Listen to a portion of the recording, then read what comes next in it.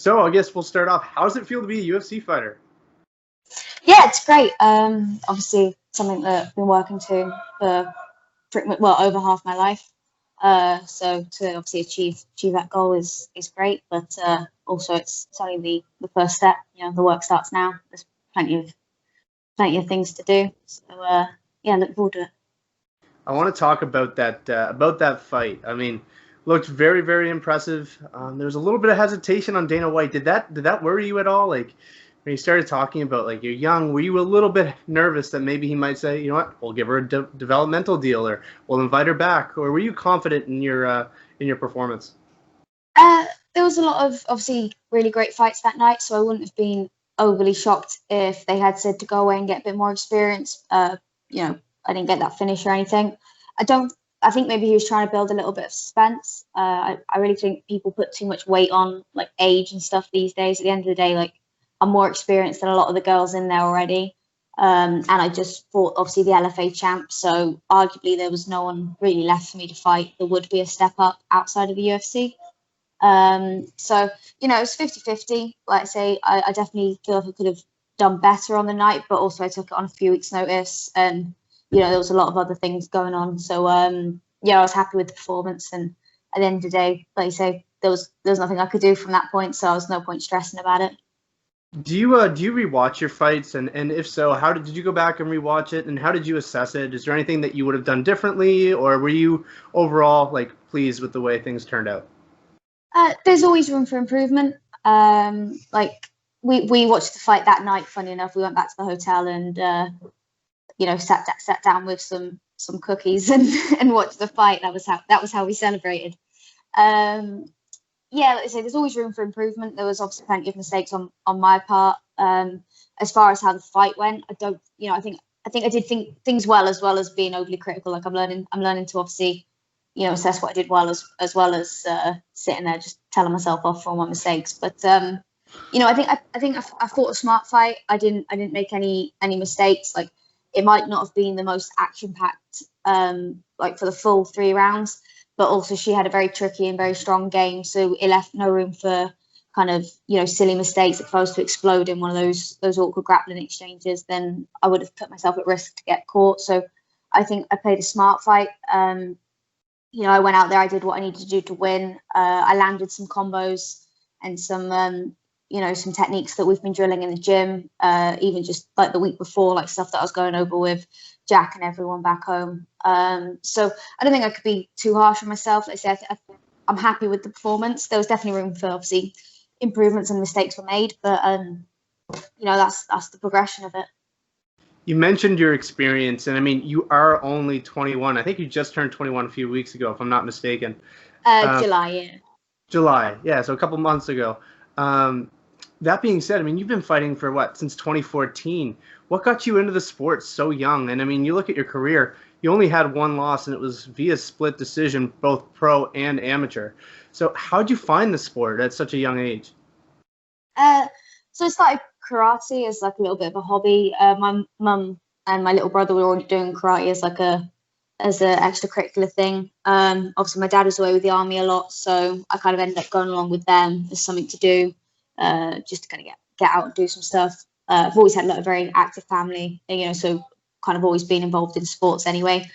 And then I just kind of started going on to different classes. You know, I was did karate pretty much every day of the week from the age of 9 or 10, and then at about 11, I started doing jiu-jitsu and Muay Thai together, and then I added the boxing, and then I was like, oh, I might as well go and try MMA. I'm doing everything else anyway, and yeah, I went to an MMA gym at 13 and kind of just fell in love with it. I just, you know, couldn't get me off the mats, so yeah, that was kind of it. I got the bug, as they say. What was I guess, how did other people view it? I mean, I know if I was 13 or 14 and I went up to my parents and said, you know what, I want to be a cage fighter. I can only imagine their responses. How was it perceived both with your family and friends and stuff at school? Well, my family, obviously, I say my mum was involved. My mum came along to the MMA gym with me. I went for the first week or two, and then went, right, come on, then you might as well, you know, I'm moving here. You might as well, sort of thing. So dragged her along, and she ended up having the same reaction. You know, she we had our amateur debuts on the same card. So, you know, we kind of fought alongside each other, so she understood it. Obviously, my dad was a runner, so not as cool as me, but you know, he again was very committed to sport. He used to run for Wales. Like, he held a Guinness World Record. So, like, you know, my family's very big on sports and doing something. So in terms of that, like, it wasn't really a big thing. Like, they were massively supportive. My dad made sure I was getting what I needed when I needed, drive me around to different gyms. They would dedicate their weekends to taking me to competitions and everything. So yeah, it wasn't like there was no negative response to it at all. They were very supportive.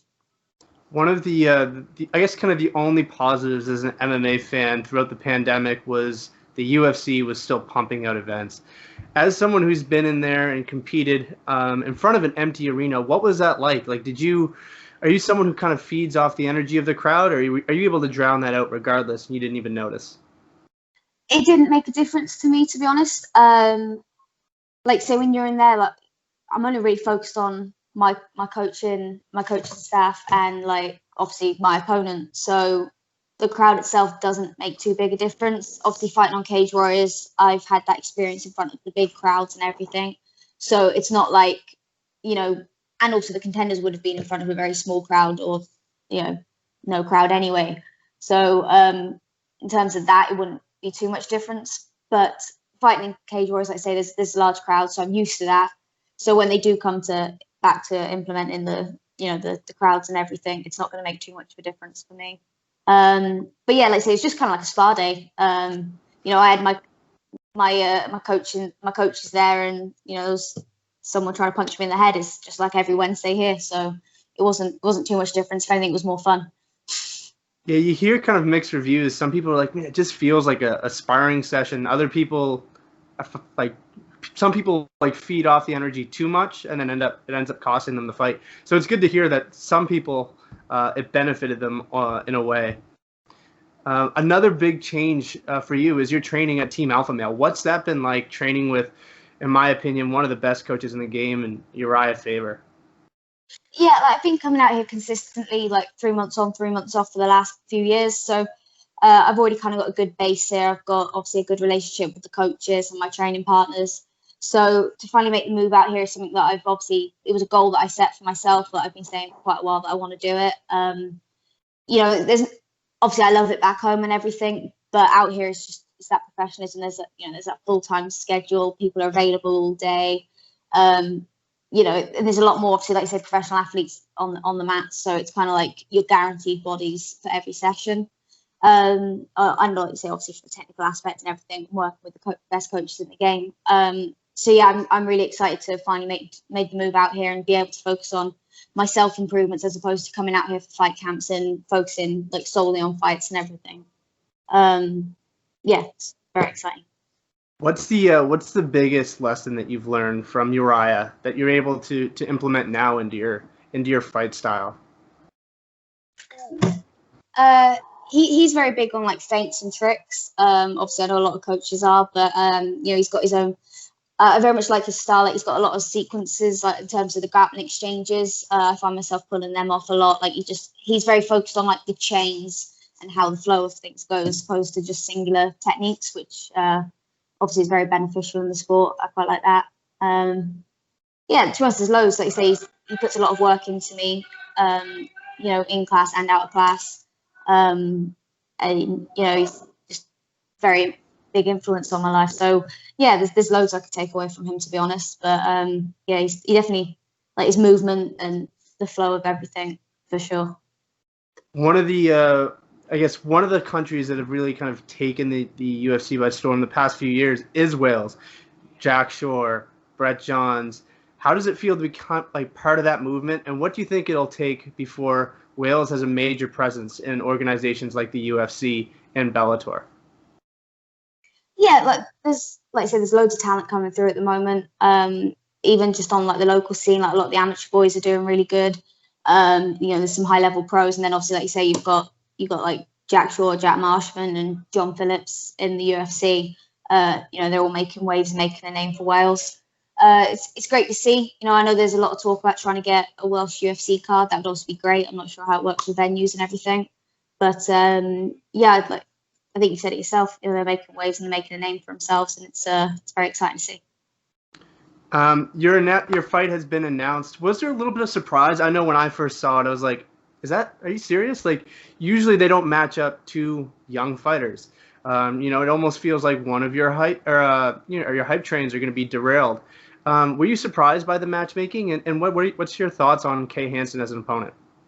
Yeah, like obviously there was a lot of people who were like, oh, it's a bit strange, like obviously matching up two young prospects and kind of like you say, we're both at the cusp and everything. But at the end of the day, I also don't think it's a make or break fight for either of us. Like I think we're both very technical, very skillful fighters. I think it's going to be a very exciting fight, regardless of how it goes. Obviously, I intend to go in there and get that win. But Kay is a sound opponent herself. She's obviously doing very well for herself. Yeah, I think it's going to be a very exciting fight. It's going to be a great fight. And a lot of the other women are booked up at the end of the day. You look at the strawweight division, and they're pretty much all fighting each other. So I think at the end of the day, it goes back to being a fighter, isn't it? You fight anybody. I'm not going to be picking and choosing my fights. They offer me a fight, and my manager says, yeah, then that's what I'm doing. So yeah, I think it's going to be a good fight for both of us. I think it'll be nice and technical as well, not too scrappy. I think it'll be a good fight. How much tape do you watch on your opponent before a fight? I mean, I hear a lot of fighters just say, I just go out there and I focus on me. Others leave it to their coaches, and then other people like stay up till 2:00 in the morning watching tape. What do you do? Do you leave that to your coaches? Do you not watch it at all? I tend to watch like a little bit, obviously, when I first offered the fight.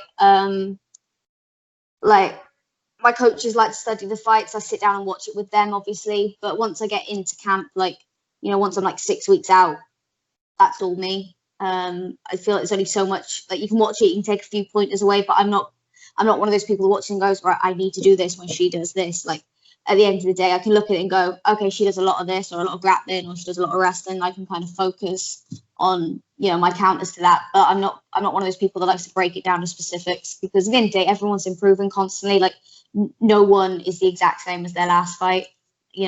Especially at this level, we're all training professionally, we're all working hard, so we're all making improvements every day.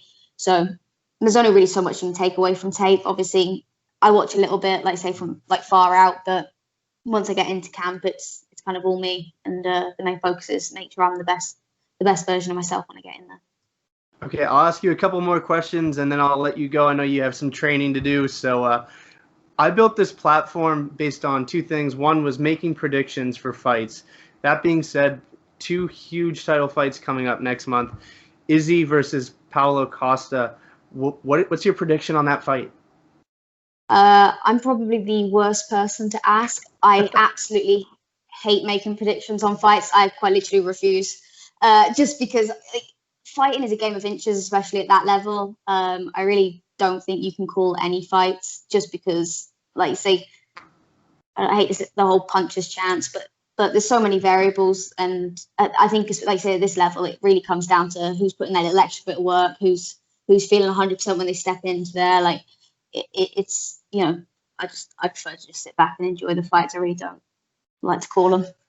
The other thing I built my platform on was making matchups. So after a fight, I'd say this person should fight this person. That being said, is there an opponent that one day, whether they're currently active, whether they're retired, that you look at and say, you know what, before all is said and done, I would love to match up against this person, whether it's to test your skills, whether it's someone you dislike, just somebody that you'd ideally wish you could compete against?